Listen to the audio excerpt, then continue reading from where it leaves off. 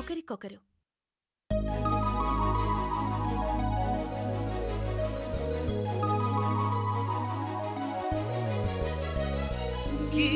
గీతాంజలి గీతాంజలి ఛం చననన ఛం ఛం చననన ఛం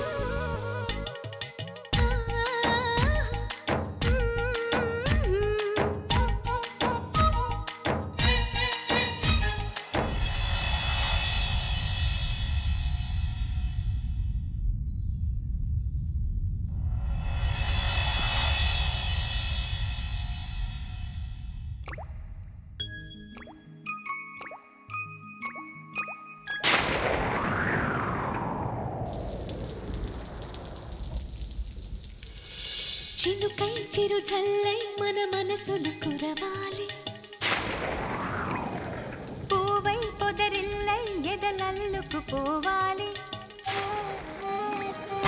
చినుకై చిరు జల్లై మన మనసులు కురవాలి పూవై పొదరిల్లై ఎదలల్లుకు పోవాలి చిటపట స్వరాల హారానా మురిపాల ముత్యాలే మెరవాలి మురిపాల ముత్యాలే మెరవాలి అల్లరి ఆశల పల్లకిలో అందాల హరివిల్లు చేరాలి అందాల హరివిల్లు చేరాలి తేనె కన్న తీయని చిలిమి నేస్తమా ఒకరికొకరు ప్రాణమే అందమిత్రమా తేనె కన్న తీయని చిలిమి నేస్తమా ఒకరికొకరు ప్రాణమే అందమిత్రమా చినుకై చిరు జల్లై మన మనసులు కురవాలి పూవై పొదరిల్లై ఎదలల్లుకు పోవాలి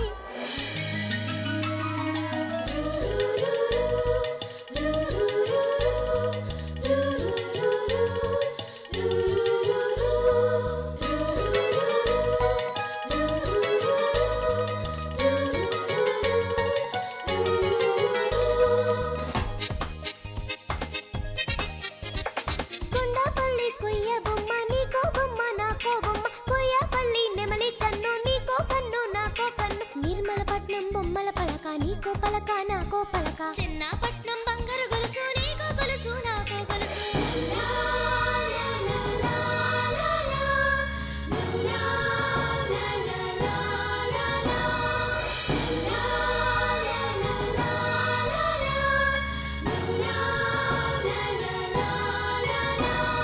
గుండె గూడులో బాధైతే చిరునవ్వు గువ్వ నా తోడంట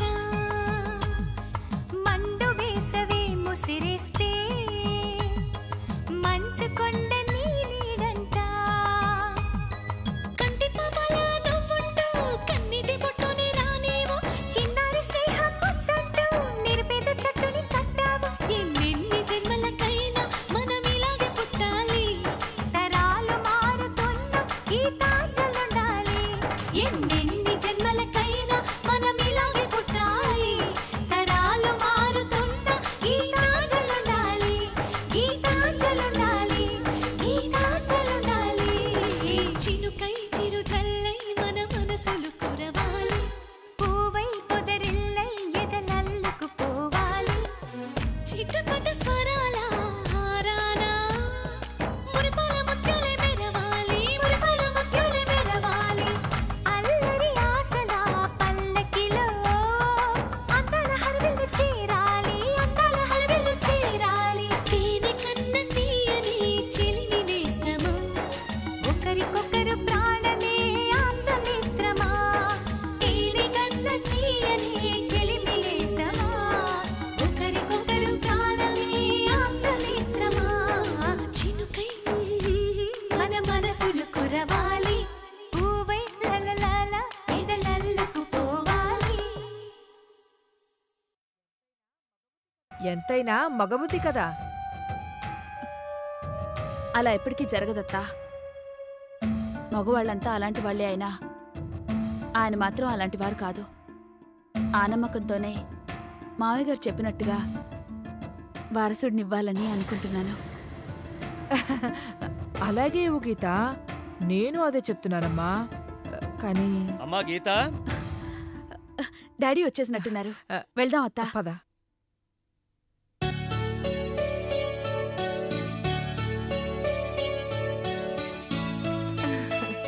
హాయ్ మమ్మీ. బాగున్నావా గీత? బాగున్నాను. Hi dad. హాయ్, బాగున్నావమ్మా? ఆ,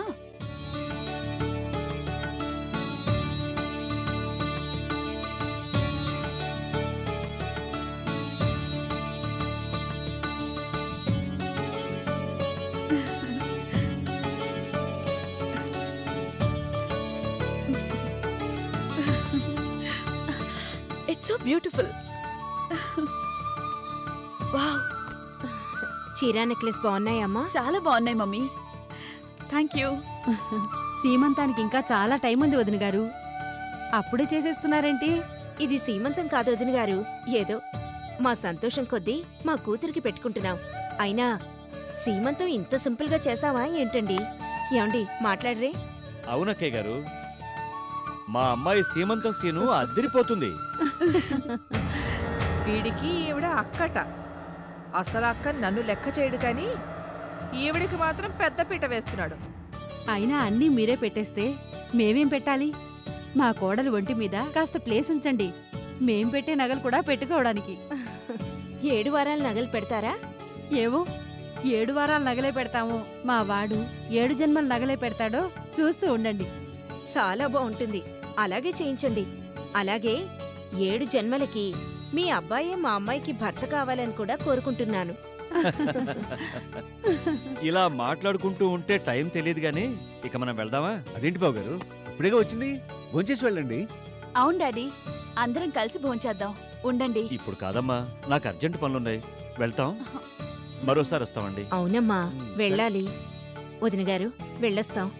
మీరేమీ అనుకోకండి, మళ్ళీ వచ్చినప్పుడు భోంచేస్తాం. అక్క, నువ్వు కూడా మాతోరా. ఇక్కడే ఉండిపోతే అక్కడ పనివాళ్ళు సరిగా పనిచేయడం లేదు. నీ నోరు లేవందే వాళ్ళు చెయ్యి కదలడం లేదు.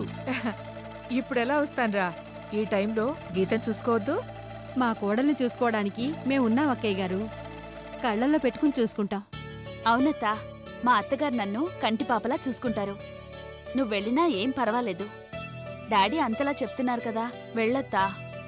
ఇప్పుడే ఇలా అంటున్నావు, ఇంకొన్ని రోజులైతే అసలు రావద్దంటావేమో. అలా ఎందుకంటానత్తా?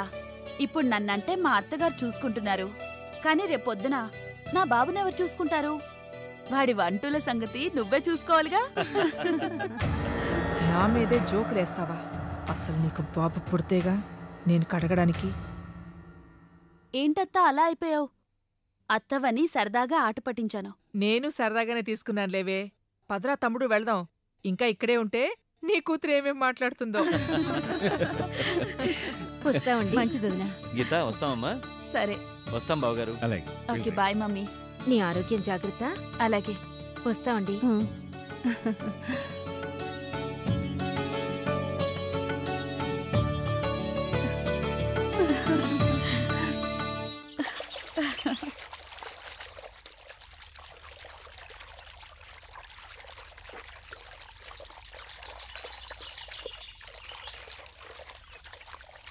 మేడం, గీత గారు ఉన్నారా మేడం?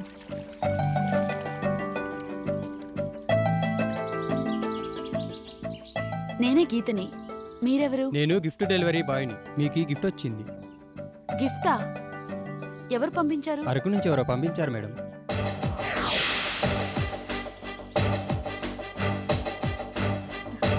అరకు నుంచా? Yes madam.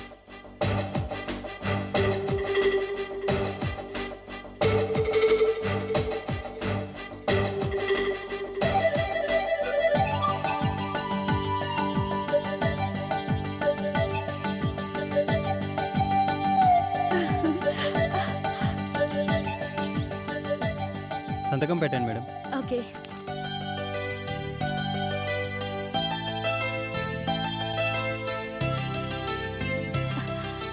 Thanks. Okay madam.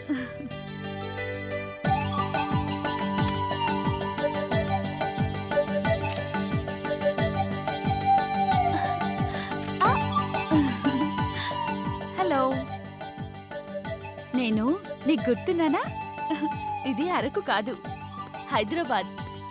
నీకు ట్రాన్స్ఫర్ అయింది. ఇక నుంచి నీ ఓనర్ని నేను. చిచిచి, ఓనర్ ఏంటి? నీ ఫ్రెండ్ని. గీత, కుందేలు ఎక్కడిది? కొన్నావా? లేదండి, రామయ్య కూతురు నా కోసం పంపించింది. రామయ్య కూతురా? అవును, ఆ రోజు ఫోన్లో మాట్లాడినప్పుడు కుందేళ్లని మర్చిపోలేకపోతున్నాను అని చెప్పాను. అందుకే పంపించింది. మంచి పని చేసింది. ఆ, ఇప్పుడే వెళ్ళి రామయ్య కూతురికి ఫోన్ చేసి థ్యాంక్స్ చెప్పొస్తాను.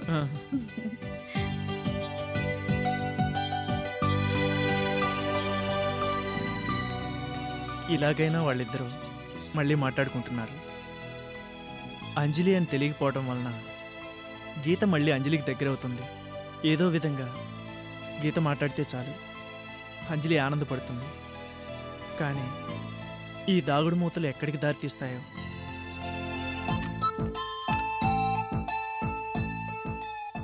అంజలి తన స్నేహానికి ప్రతిరూపంగా నిన్ను పంపించింది.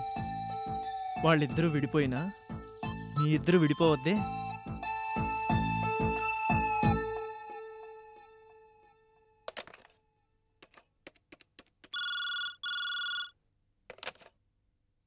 హలో రామయ్య, నేను గీతమ్మని. నమస్కారం అమ్మగారు, బాగున్నారా? బాగున్నాను. నీ కూతురు పంపించిన కుందేలు వచ్చింది. వచ్చిందమ్మా, చాలా సంతోషం అమ్మా. ఆ, నీ కూతురు అక్కడుంటే ఒకసారి పిలువు, థ్యాంక్స్ చెప్పాలి. అట్టగేనమ్మా. ఎవరు రామయ్య? గీతమ్మ గారమ్మా, నా కూతురుతో మాట్లాడాలి అంటున్నారు. ఇలా ఇవ్వు.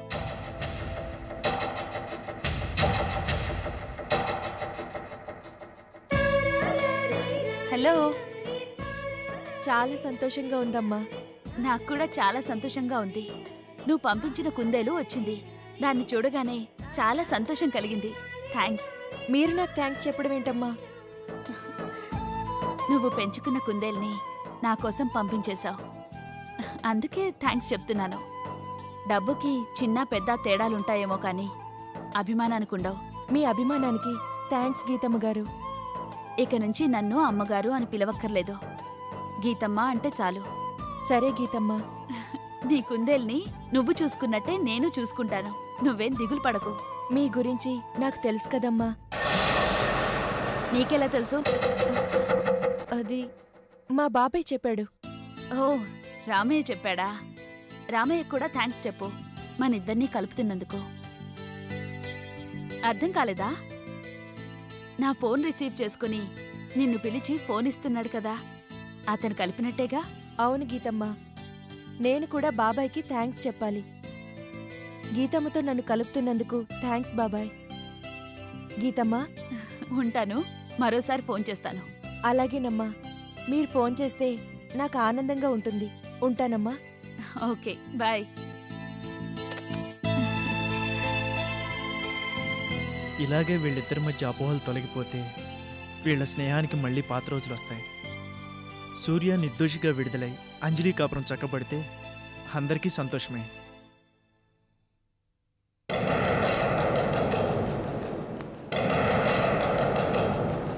బలరాం ఎవరు? అతనికి నీకు ఏంటి సంబంధం? చెప్పండి. బలరాం ఎవరు? నేను అడిగింది అదే. నా ప్రశ్న నాకే వేస్తున్నారా? కొన్ని ప్రశ్నలకు సమాధానం ప్రశ్నలే అవుతాయి, జవాబులుండవు. అంటే మీరు చెప్పరా? తెలిస్తేగా చెప్పడానికి. నాకు బలరాం ఎవరో తెలియదు. అబద్ధం. మీకు తెలుసు. నాకు తెలుసని మీకెలా తెలుసు? నేను మొదటిసారి ఇక్కడికి వచ్చినప్పుడు మీరు నన్ను ఏమడిగారో మర్చిపోయారా? మీరు బలరాం మనిషా అని అడిగారు. మీకు బలరాం ఎవరో తెలియకుండానే నన్ను అడిగారా? చెప్పండి. మీరు పరిస్థితులకు భయపడి వెనక్కి తిరిగిపోతే సమస్యలు మిమ్మల్ని వదలవు. మీరు నిజం దాచేస్తే అది ముగ్గురు జీవితాన్ని కాల్ చేస్తుంది. మీరు, మీ భార్య, మీ చెల్లెలు ముగ్గురు జీవితాలని బలి తీసుకుంటుంది. ఆ నిజమేంటో నిర్భయంగా చెప్పండి. చెప్పండి. మీ వెనక నేనున్నాను. మీరు నా వెనకే ఉన్నారు, అందుకే నా బాధ మీకు కనపడదు. మొహం చాటేస్తే ఎలా కనబడుతుంది? ఇప్పుడు కనిపిస్తుందా? చూడండి, కన్నీళ్లే కనిపిస్తాయి, బాధే కనిపిస్తుంది. కానీ గుండెన బాధేసే బాధకి కారణం కనపడదు. కనపడదు కనుక ఇంతలా అడుగుతున్నాను. అంతలా అడిగినా చెప్పలేను. నేను చెప్పకపోతే ముగ్గురు జీవితాలే పోతాయి, చెప్తే ముగ్గురు ప్రాణాలు పోతాయి. నేను, నా తల్లి, నా చెల్లి ముగ్గురం పోతాం. నా గురించి నాకు బాధ లేదు కానీ నా తల్లి, నా చెల్లి, నాకు 2 కళ్ళు. ఈ 2 కళ్ళు ఏడుస్తున్నాయి అంటే వాళ్ళ కోసమే. మరి అంజలికి అన్యాయం చేస్తారా? ఎలా న్యాయం చేయగలను? 2 ప్రాణాల కోసం ఒక్క జీవితం బలైపోవటం న్యాయమేగా. నేను చెప్పకపోవటం వల్ల అంజలికి భర్త ఉండడంతే, కానీ చెప్పడం వల్ల నా చెల్లి, తల్లి ప్రాణాలే ఉండవు. ఏది న్యాయమో మీరే చెప్పండి. ఎవరూ అన్యాయం అవ్వకపోవడమే న్యాయం. అది అసంభవం. సంభవమే సూర్య. తలుచుకుంటే అన్నీ సంభవాలే. కాస్త కూల్గా ఆలోచించండి. నాకు డబ్బు ఉంది, స్టేటస్ ఉంది. ఆ రెండింటిని అడ్డం పెట్టి మీ ముగ్గురు ప్రాణాలని కాపాడతాను. మిమ్మల్ని నిర్దోషాన్ని నిరూపిస్తాను. మీరు బయటకు వస్తే మీ చెల్లెలి కాపురం చక్కబడుతుంది. అంజలి జీవితం బాగుపడుతుంది. మీరు కూడా సుఖంగా ఉంటారు. ఒక్క నిజం కోసం ఇంతమంది జీవితాలు బలైపోవడం న్యాయమా? ఇంతమంది బాగుండటం కోసం ఒక్క నిజం చెప్పడం న్యాయమా? మీరే ఆలోచించండి. అలాగే ఆలోచిస్తాను. ఆలోచించడానికి కాస్త టైం ఇవ్వండి. ఎంత టైం అయినా తీసుకోండి, కానీ లైఫ్లో ప్రతిదానికి ఒక టైం ఉంటుంది. మీ జీవితాలకి టైం దాటిపోకముందే చెప్పండి. అదే జరిగితే ఆ దేవుడు కూడా కాపాడలేడు. నేను మళ్ళీ కలుస్తాను. ఈలోగా ఆలోచించి చెప్పండి. సరే.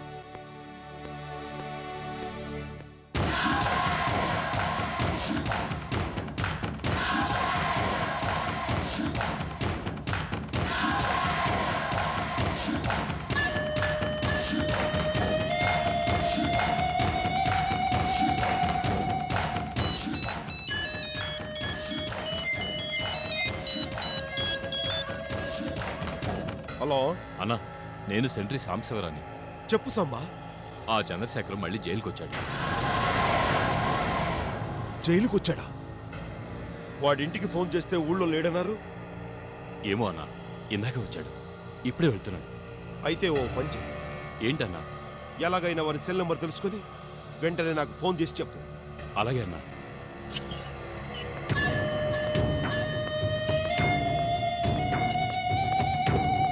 సార్, ఈ ఖర్చీఫ్ మీదేనా? నాది కాదే.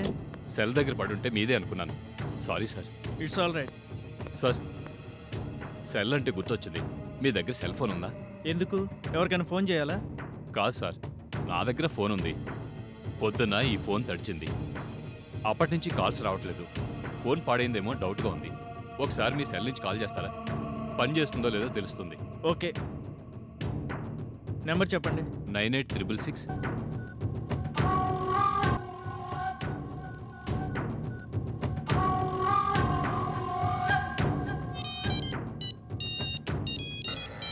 అమ్మయ్య, పని చేస్తుంది. Thank you sir. It's all right.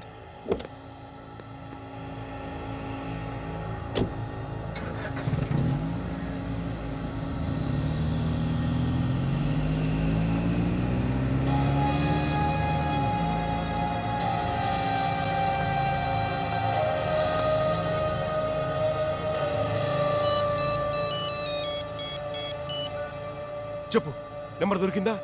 దొరికిందన్నా. చెప్పు. 986 986 66. సాంబా, నువ్వు ఇంకో పని చేయాలి. చెప్పన్నా, చేస్తాను. అసలు ఆ చంద్రుడు సూర్యుడి దగ్గరికి ఎందుకు వస్తున్నాడో తెలుసుకో.